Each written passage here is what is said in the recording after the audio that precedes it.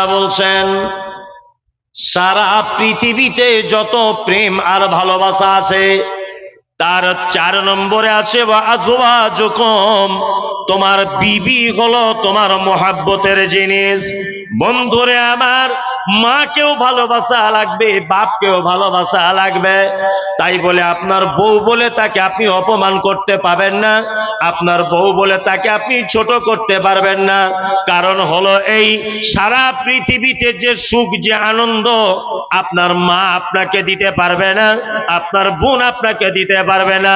বৈধভাবে পৃথিবীর কোন নারী যে সুখ আপনাকে দিতে পারে না, ওই সুখ ওই শান্তি দিতে পারে কে? স্ত্রী, তাই না? স্ত্রী দিতে পারে। ওই জন্য আল্লাহ বলেছেন স্ত্রী 4 নম্বরের তোমার মোহাব্বতের জিনিস, তার সঙ্গে অসৎ ব্যবহার করবে না। স্বামী স্ত্রী ভালোবাসা আছে আপনাদের? আলহামদুলিল্লাহ সবারই আছে। মাঝে সাঝে ঝগড়া অশান্তি একটু একটু হয়, তবে একটু ঝগড়া টগড়া না হলে আর ভালোবাসা প্রেম বাড়ে না, তাই না? হ্যাঁ, একটু ভালোবাসা প্রেম বাড়াতে গেলে ঝগড়াও করতে হয়, তবে আবার অতিরিক্ত করে দিলে আবার বিপদ হয়ে যাবে, তাই না? যত সংসারে ঝগড়া অশান্তি সব তো বউকে নিয়ে হয়, তাই না? আজকে তো ভাই ভাই শুধু অশান্তি, আর শুধু অশান্তি নয়, একটা ভাই আর একটা ভাইয়ের কি করে ক্ষতি করা যায় এই ধান্দাতে ঘুরছি আমরা। ঘুরছি কি করছি না? একটা কথা বলছি শুনুন, পরের ক্ষতি করার চেষ্টা করলে নিজেই ফাঁদে পড়ে যাবে, তার অনেক প্রমাণ আছে, অনেক। একটা লোক 2 ভাই, তারা ভালো করে শুনবেন, একটা লোকেরা 2 ভাই, তা 2 ভাই দুটো গাই গরু পুষেছে বাড়িতে দুধ খাওয়ার জন্য। তা ওর যে বড় ভাই, ওর বড় ভাইয়ের গরুটা দুধ হয় প্রতিদিন 15 কেজি। গোয়ালা, গোয়ালা বুঝেন তো, যে দুধ বিক্রি যে কেনে গোয়ালা, ওই গোয়ালা প্রতিদিন দুধ কেনে 15 কেজি করে দুধ হয়। আর ওর ছোট ভাইয়ের গরুটার দুধ হয় 3 কেজি 3.5 কেজি। আর মেয়েদের মন তো খুব মানে বিষাক্ত মন। তা ওর ছোট ভাইয়ের বউটা ওর স্বামীকে বলছে, তুমি মসজিদে নামাজ পড়তে যাচ্ছ, এত একটু দোয়া করতে পারছো না যাতে তোমার বড় ভাইয়ের গরুটা মরে যায়? কেমন দেখুন মহিলারা কেমন। তা বলছে কেন এরকম দোয়া করব? বলছে পাশাপাশি গোয়াল ঘর, ওদের 15 কেজি হয়, আমাদের 3 কেজি হয়, আমার খুব হিংসা হয়, ওই জন্য যাতে ওদেরটা মরে যায়। তা ও ভেড়া বইয়ের কথা শুনে দোয়া করছে, আল্লাহ আমার বড় ভাইয়ের গরুটা মেরে দাও। আচ্ছা বলুন তো, যে কোনো দোয়া কবুল হয়? হয়? হবে না। এই দোয়া কবুল হওয়া সম্ভব নয়। তাই 10 দিন পরে ওর বউ আবার বলছে খুব রেগে গিয়ে, তুমি কেমন নামাজি হ্যাঁ, যে দোয়া করে একটা গরু মারতে পারছো না? তখন লোকটা আফসোস করে ফজরের নামাজ পড়ে জুত করে বসে বলছে, আল্লাহ যেমন হোক করে আমার বড় ভাইয়ের গরু মেরে দাও, আমার বইয়ের জ্বলনে আর থাকতে পারছি না। খুব দোয়া করছে, দোয়া করতে করতে হাত উঁচু করে আছে, পিছনে ওর মেয়ে এসে বলছে, আব্বা। বলছে কি হলো বেটি? বলছে গরু মরে গেছে। ও তখন ভাবছে তাহলে দোয়ায় কাজ হয়েছে, মারাত্মক কাজ। বাড়ি গিয়ে ঢুকেছে, দেখছে ওর বউ মুড়া ঝাঁটা, বুঝেন তো ঝাঁটা, ওই ঝাঁটা নিয়ে ওর বউ দাঁড়িয়ে আছে মেন গেটে। নামাজি লোকটাকে ওর বউ বলছে, তোমার ঝাঁটা দিয়ে মেরে মাথার মগজ বার করে দেবো। বলছে কেন? বলছে কেমন দোয়া করেছো, আমাদের গরুটাই তো মারা গেছে। তখন লোকটা বলছে, ওরে দোয়া ঠিক কবুল হয়েছে, আসলে ফেরেশতারা গোয়াল ঘর চিনতে ভুল করেছে, আমাদের গোয়াল ঘরে ভুল করে ঢুকে গেছে, ঢোকার কথা বড় ভাইদের গোয়ালে। তার মানে ঘটনা ওটা নয়, ঘটনা হচ্ছে তুমি অপরের ক্ষতি চেয়েছো, তোমার নিজের ক্ষতি হয়েছে। কি বললাম বুঝলেন? আপনি যদি কারোর জন্য ভালো কিছু কামনা করেন, আপনার ভালো হবে কার তরফ থেকে? আল্লাহর তরফ থেকে। আপনি যদি কারোর বেটা বেটির জন্য, কোন লোকের জন্য যদি খারাপ কামনা করেন, খারাপটা ঘুরিয়ে আসবে কার কাছে? তোমার কাছেই। তার মানে লস না লাভ? লস। 4 নম্বরে, সত্যি যখন কিছু কিছু কথা মনে পড়ে খুব অবাক হয়ে যায়। আম্মাজান আয়েশার নাম শুনেছেন? আয়েশা শুনেছেন? কে? আল্লাহ রসুলের স্ত্রী। আম্মাজান আয়েশা বলছেন, যে গেলাসে আমি পানি পান করিতাম, পান করা হয়ে গেলে নবীকে দিতাম। দেখিতাম আমি নিজ নয়নেতে, ওখানে মুখ লাগাইয়া নবী পান করিতেন। গোস্ত খেয়ে হাড্ডি গুলো ফেলিয়া দিতাম, চুষে চুষে খেত নবী চোখেতে দেখিতাম।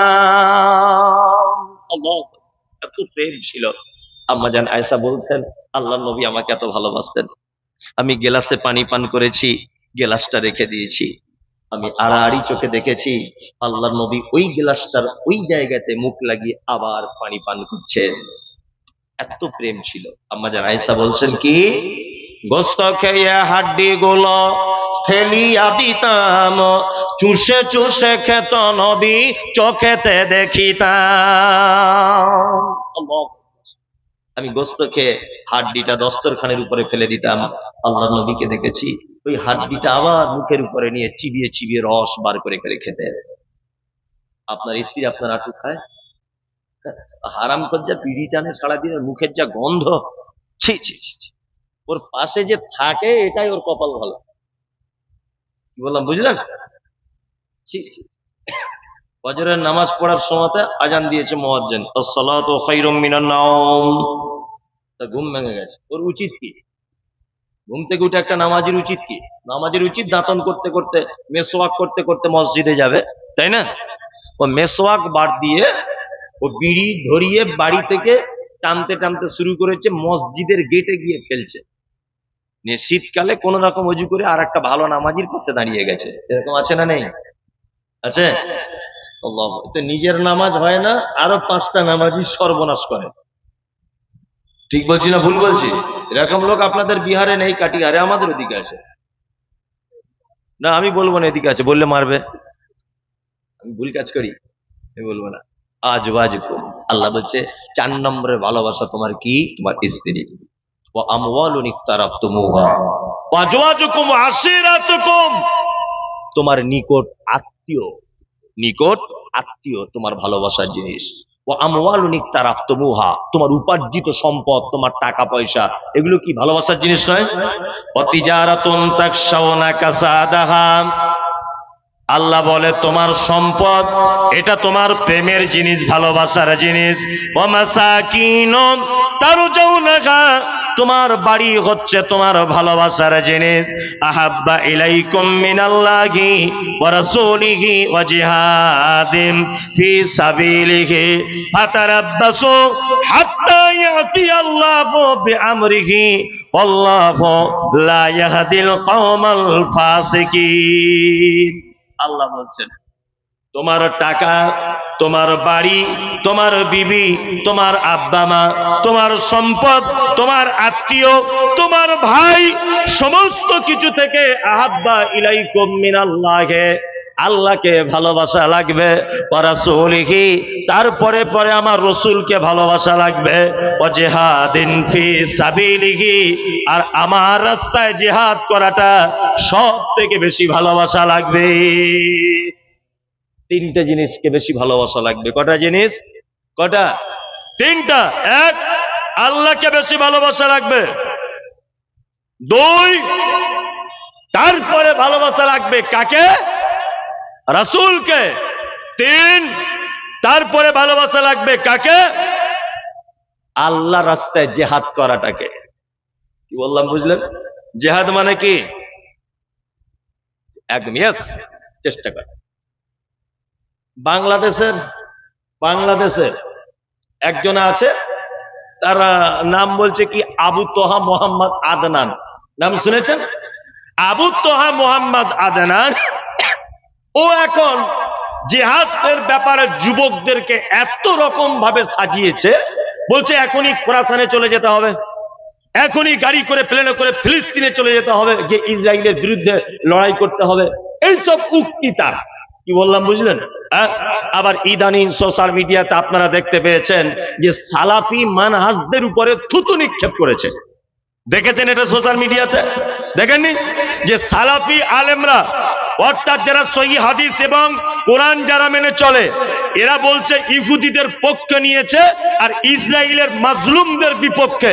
বিয়াদব, তুমি জানো কোন সহিহ হাদিস এবং কোরআন মাননেওয়ালা আলেম আজ পর্যন্ত ইহুদিদের পক্ষ নিয়েছে জানা আছে?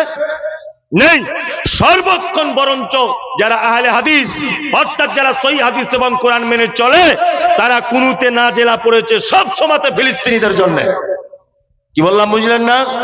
আমি আবু তোহা আদনান, আমি ভারত থেকে তোমাকে একটা কথা বলছি, শুনে রেখে দাও। তুমি মনে হয় ইতিহাস জানো না।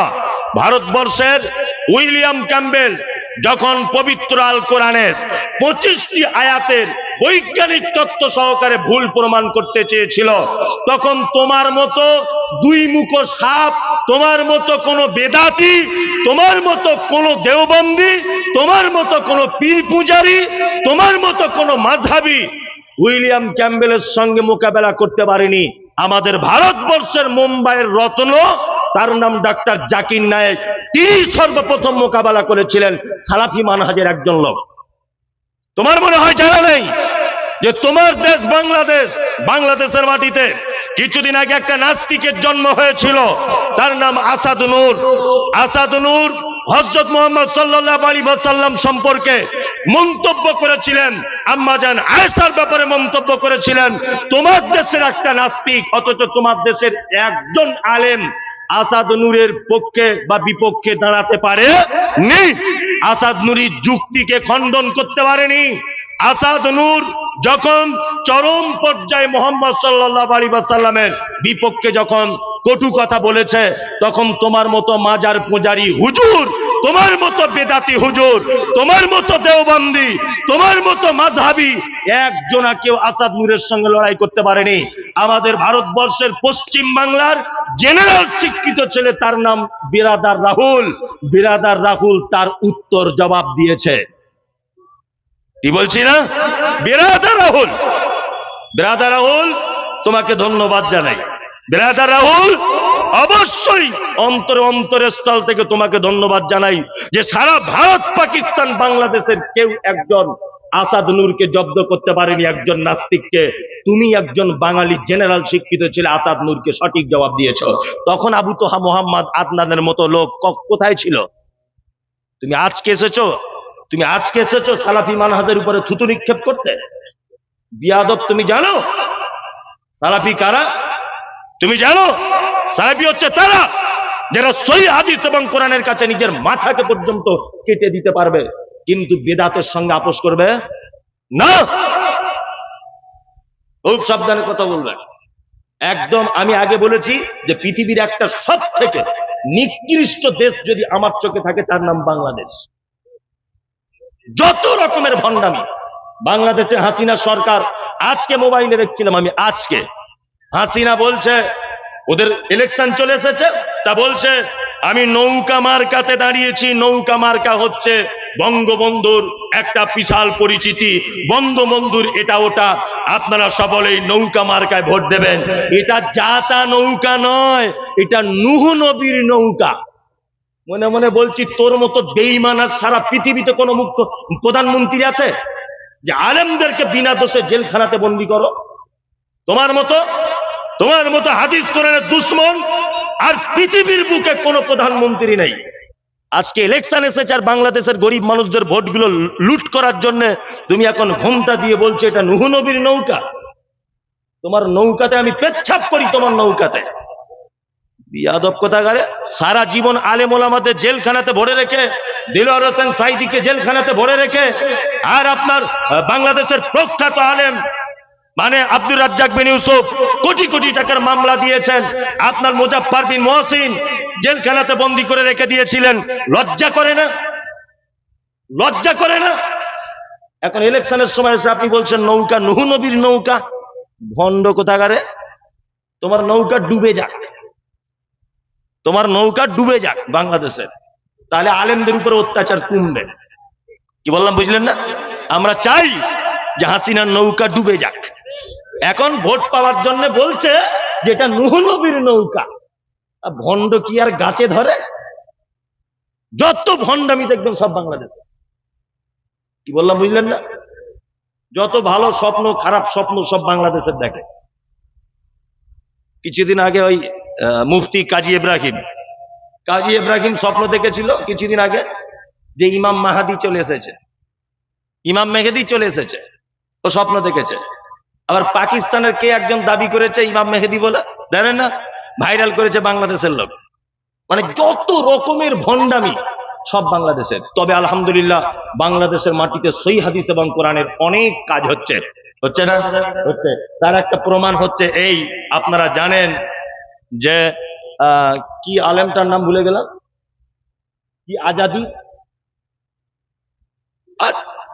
না না কি জেহাদি বলছে ওর নাম, যাই হোক আলাউদ্দিন জেহাদি, আরো কত বড় বড় বক্তারা বাংলাদেশের মাটিতে সঠিক ইসলাম তারা ফেরত আসছে না? আসছে।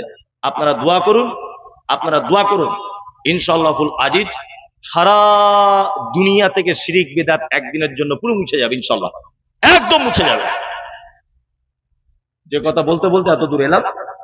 ভালোবাসতে হবে সবকিছুকে ত্যাগ করে তিনটা জিনিস: এক, আল্লাহকে; দুই, মুহাম্মদ সাল্লাল্লাহু আলাইহি সাল্লামকে; তিন, আল্লাহ রাস্তায় জিহাদ করাটা। জিহাদ করা মানে লাঠি সোঁটা নিয়ে মারামারি করা নয়। জিহাদ মানে প্রচেষ্টা করা, জিহাদ মানে চেষ্টা করা, তাই না? মেহনত করা। আপনি এখানেই জিহাদ করতে পারবেন। জিহাদ মানে একটা লোক নামাজ পড়ে না, আপনি তার পিছনে পড়ে যান, 10 দিন ওর পিছনে থাকুন, ভাই নামাজ পড়ুন, ভাই নামাজ পড়ুন, ভাই নামাজটা পড়ুন, নামাজ না পড়লে জাহান্নাম, নামাজ পড়লে আপনি জান্নাতে যাবেন। এই সব ব্যাপারে আপনি ওর পিছনে লেগেই থাকেন। আপনি যদি ওকে নামাজি করে দিতে পারেন, এটার নামও জিহাদ। বললাম, বুঝলেন না? জিহাদ মানে একটা লোক মদ পান করে, আপনি 10 দিন তার পিছনে থাকবেন, থেকে বলুন যে ভাই আপনি মদ পান করবেন না, এটা সামাজিকভাবে ক্ষতি, এটা নিজের দেহের ক্ষতি, এটা আপনার অর্থের অপচয়, পারিবারিক অশান্তির মূল, তাকে বোঝান। এবং মুহাম্মদ সাল্লাল্লাহু আলাইহি ওয়াসাল্লাম হারাম করেছেন, আল্লাহ হারাম করেছেন।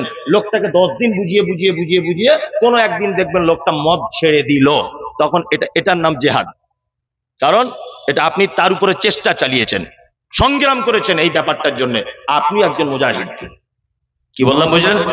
জিহাদ মানে এটা বুঝবেন না যে পিস্তল লাঠি এটা ওটা নিয়ে মারামারি করা এক অপরের সঙ্গে, এটার নাম জিহাদ নয়।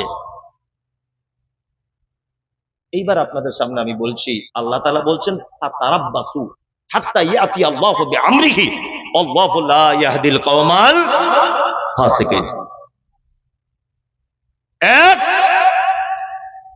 এক নম্বরে হচ্ছে এই, আল্লাহ তাআলা বলছে তিনটে জিনিসকে যদি ভালোবাসতে না পারো, ফাতারাব্বাসু, তোমরা অপেক্ষা করো, হাত্তা ইয়াতি আল্লাহু বিআমরিহি, আমার হুকুমের জন্য, মানে আমার আযাব আসবে তোমাদের উপরে, এই হুকুমটা হওয়া পর্যন্ত তোমরা অপেক্ষা করো। আল্লাহর আযাব চলে আসলে আর বেঁচে থাকার কোনো উপায় আছে? আছে? নাই। এইবার আপনাদের সামনে আমি বলবো,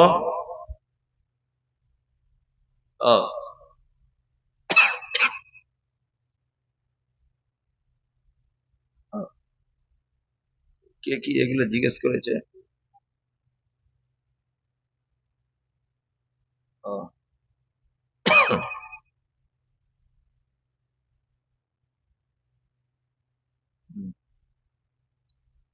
আছেন আপনাদের হেড মাওলানা আছেন, উনি বলবেন, উত্তরগুলো দেবেন, ঠিক আছে? তাই আপনাদের জন্য ভালো হবে। আর সত্যি কথা বলতে আমার বেশি বিদ্যা নেই, সামান্য বিদ্যা, সবগুলোই জানা আছে, কিন্তু তবু আমি বলবো না, আমার মুখে ফতোয়া মানাবে না, বড় কোনো আলেমকে জিজ্ঞেস করবেন, ঠিক আছে? পাশে কিষানগঞ্জ মাদ্রাসা, আমি বক্তা আর দার্সের জ্ঞান, এই দুটো আসমান জমিন ডিফারেন্স নাই? মানে হাদিস এবং কোরআনের খুব বিজ্ঞ পণ্ডিত এরা আলাদা, বক্তা আলাদা। বক্তা থুতুনির জোর হলে বক্তা, বললাম, বুঝলেন? এই যে আমি একটু জোরে জোরে কথা বলছি, চিল্লে এইটা কেউ পারে না, এই জন্য সে বক্তা হতে পারে, ঠিক আছে? আপনারা কিষানগঞ্জ মাদ্রাসার বা বড় কোনো মাদ্রাসার বা আপনাদের হেড মাওলানা বা কোনো যোগ্য আলেমের কাছে জেনে নেবেন প্রশ্নের উত্তরগুলো, ঠিক আছে? চলুন,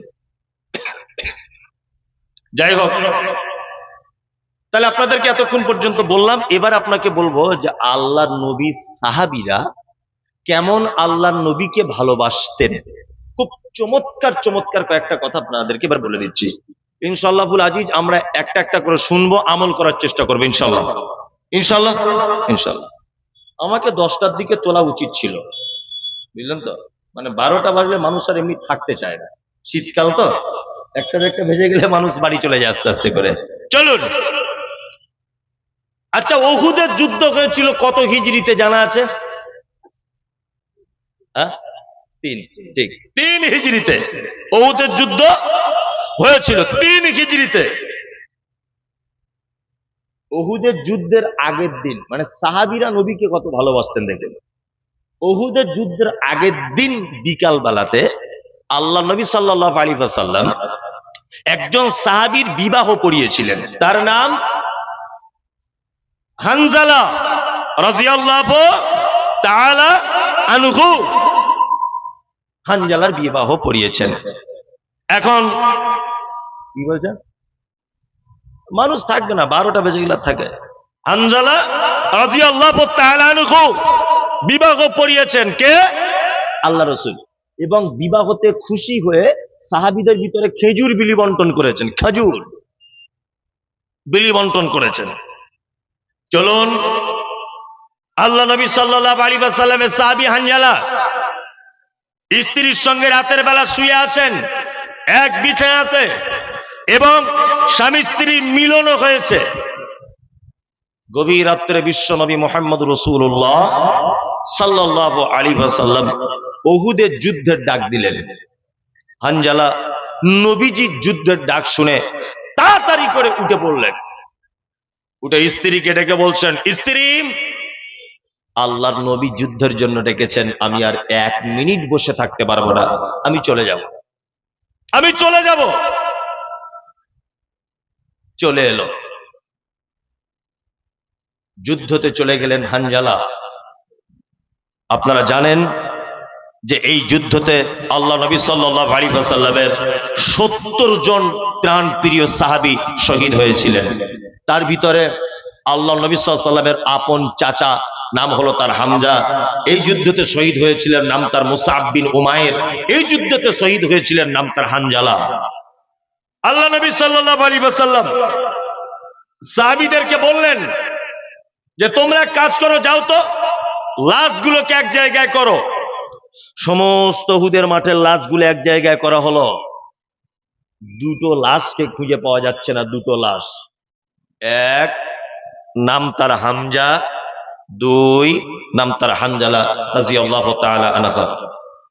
2 জনের পাওয়া যাচ্ছে না। এর মাঝখানে যুদ্ধের মাঠে আল্লাহর নবী দাঁড়িয়ে আছেন।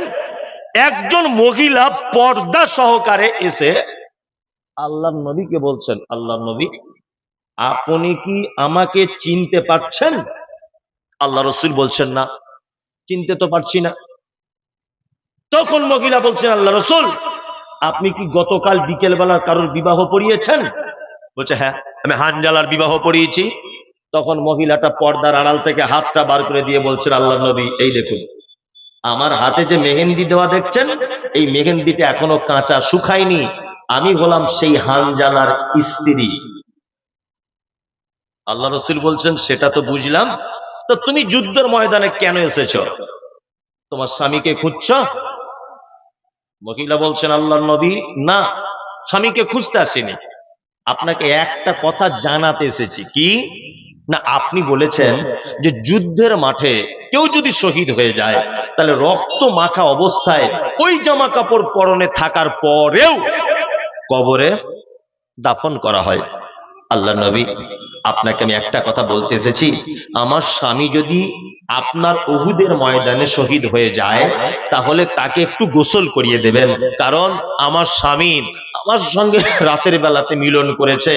আপনার প্রতি এত ভালোবাসা যে আপনার গলার আওয়াজ পেয়ে যুদ্ধের ময়দানে ঝাঁপিয়ে পড়েছে।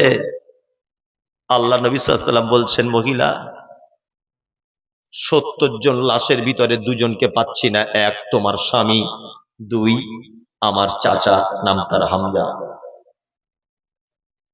মহিলার মন খুব খারাপ। আল্লাহ নবী সাল্লাল্লাহু আলাইহি ওয়াসাল্লাম সাহাবীদেরকে বলছেন, যাও যাও খুঁজে এসো হানজালার লাশ কোথায় আছে। বিশ্ব নবী দাঁড়িয়ে আছেন, হঠাৎ করে উপর থেকে জিবরিল এলেন। জিবরিল এসে আল্লাহ নবীকে বলছেন, আল্লাহ নবী, হ্যাঁ, আপনি হানজালার লাশ খুঁজছেন? আসলে হানজালার লাশ চুরিও হয়নি, হারিয়েও যায়নি। আল্লাহ তার শহীদে এত খুশি হয়েছে যে তৃতীয় আসমানের ডিউটিরত ফেরেশতাদেরকে দিয়ে হানজালার লাশকে তৃতীয় আসমানের উপরে তুলে নেওয়া হয়েছে। আর ওইখানে গোসল করিয়ে দিয়ে ওইখানেই কাফন করিয়ে ওই দেখুন আপনার কাছে নিয়ে আসা হচ্ছে। আল্লাহ রসুল দেখছেন দুইজন সাহাবী হানজালার লাশটাকে নিয়ে আসছেন আর মাথার দিক দিয়ে পানি ঝরে ঝরে পড়ছে। আল্লাহ নবী সাল্লাল্লাহু আলাইহি ওয়াসাল্লাম মহিলাকে বললেন, মা দেখো তোমার স্বামী কত ভাগ্যবান, তোমার স্বামীর শহীদ আল্লাহ এত খুশি হয়েছে। তোমার স্বামী নাপাক অবস্থায় ছিল, এই কারণে আল্লাহ ফেরেশতাদেরকে দিয়ে তৃতীয় আসমানে গোসল করিয়ে দিয়েছে। আল্লাহু আকবার। আল্লাহ তুমি আমাদেরকে নবী প্রেমিক হবার তৌফিক দান করো, আমিন।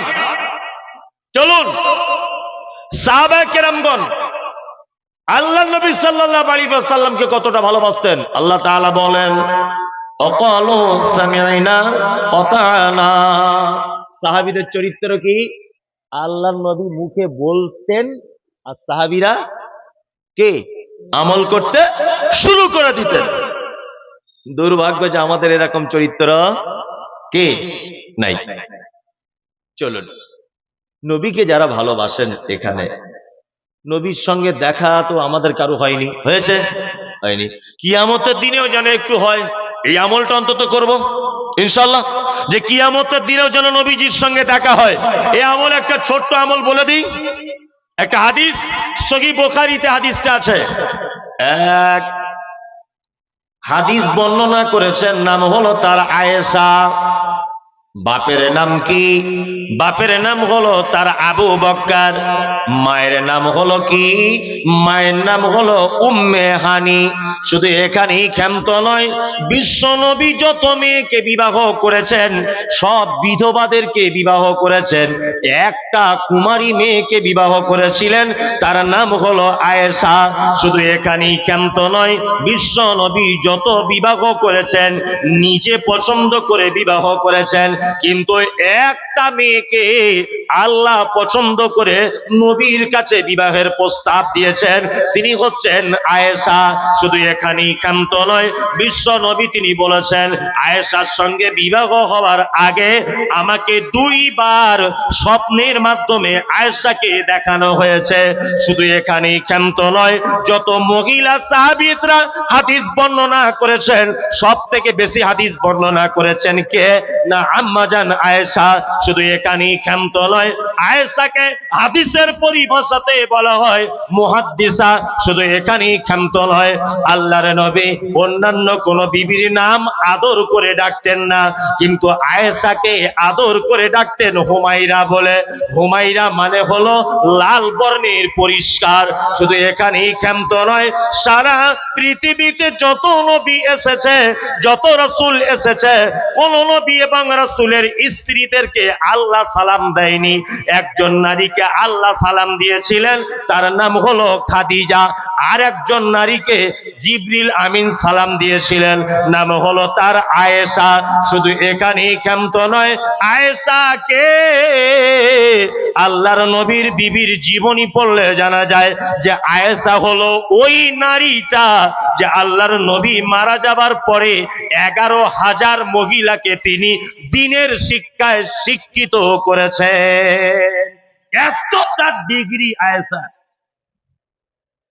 হাদিস বর্ণনাকারিনী আয়েশা কোন বিবি নবীজিকে করিলেন জিজ্ঞাসা, ওগো নবী তব সাথে দেখা হবে কার? নবী বলে দুনিয়াতে হাত লম্বা যার। মা আয়েশা বলে এ কথা যখন শুনিলাম কানেতে, কাটো খণ্ড লয়ে হাতে লাগিলাম মাপিতে। দেখিলাম বিবি সাউদার হাত লম্বা, বলি আমার মুখেতে ওগো পড়ে গেল কালি। হাত লম্বার অর্থ পরে পারিলাম বুঝিতে, দান ধন যারা করে এই দুনিয়াতে। তারপরে জয়নাব এসে নবীজিকে কয়, কেন জয়নাব আল্লাহ রাস্তায় বেশি করে ক্ষয়? এ গ্রামের মানুষ শুনুন হাদিসটি বুখারীর। জয়নাবে আনন্দ আর আয়েশার মুখ ভারী। আম্মা জান আয়েশা আয়েশা বলছেন, ইয়া রাসূলুল্লাহ, কিয়ামতের দিনে লক্ষ কোটি মানুষ যেদিন এক জায়গায় হবে, আপনার সাথে প্রথমে দেখা হবে কার? নবী বলছেন আয়েশা, যার হাত লম্বা তার সাথে দেখা হবে। আল্লাহ নবী সাল্লাল্লাহু আলাইহি ওয়াসাল্লাম, আল্লাহ নবী সাল্লাল্লাহু আলাইহি ওয়াসাল্লামের বিবি চাদর ঘুরিয়ে দেন, লোক চলে গেছে, থাকবে না, চাদর ঘুরিয়ে দেন। কি হয়েছে? থাকবে, ওতে আর কাজ নেই। চাদর মাদ্রাসাতে আপনারা দেন, আর আপনার মাদ্রাসা দেওয়া উচিত। কেন বলছি? মাদ্রাসার নতুন বিল্ডিং হচ্ছে, একদম কাঁচা বিল্ডিং তৈরি হচ্ছে, তাই না? অবশ্যই হয়তো আজকে যারা দিয়েছেন সব সময়তে দিতেই থাকতে হবে। মহিলারা আপনারা অনেক আছেন, আপনাদের কাছে অনুরোধ মা, যে আপনারা কিছু মাদ্রাসাকে দেন। কি বললাম বুঝলেন? আল্লাহ নবী সাল্লাল্লাহু আলাইহি ওয়াসাল্লামের অত্র হাদিস থেকে এটা প্রমাণ হয়, বিশ্ব নবী বলছেন, যারা দানের ব্যাপারে হাত লম্বা করে দেয়, আমি নবী কিয়ামতের দিনে তার সাথে সর্বপ্রথম দেখা করব। এটা চারটিখানি বড় কথা নয়। তার মানে নবীর সঙ্গে দেখা করার মতো একটা সব থেকে বড় সুযোগ, যে দান করলেই মুহাম্মদ সাল্লাল্লাহু আলাইহি ওয়াসাল্লামের সঙ্গে দেখা হওয়া সম্ভব। আল্লাহ নবী সাল্লাল্লাহু আলাইহি ওয়াসাল্লাম তিনি বলছেন, লা ইউমিনু আহাদুকুম হাত্তা আকুনা হাব্বা ইলাইহি মিন ওয়ালিদিহি ওয়া ওয়ালাদিহি ওয়ান নাস আজমাইন। একটা লোক ইমানের পরিপূর্ণতা লাভ ততদিন পর্যন্ত, ততক্ষণ পর্যন্ত করতে পারবে না, যতক্ষণ না পর্যন্ত তার বেটা বেটি, যতক্ষণ না পর্যন্ত তার সম্পদ, যতক্ষণ না পর্যন্ত তার বাপ মা পৃথিবীর সমস্ত কিছুর থেকেও আমাকে ভালোবাসতে না পারবে, ততক্ষণ পর্যন্ত তার ঈমান পরিপূর্ণ হবে না। দিনী ভাই এবং বোন, আপনারা কি বলছেন? আপনারা যারা বসে আছেন, এই হাদিসটার দিকে লক্ষ্য করে, শুধুমাত্র এই হাদিসটার দিকে লক্ষ্য করে আপনারা আল্লাহর রাস্তায় কিছু দেন মাদ্রাসাকে।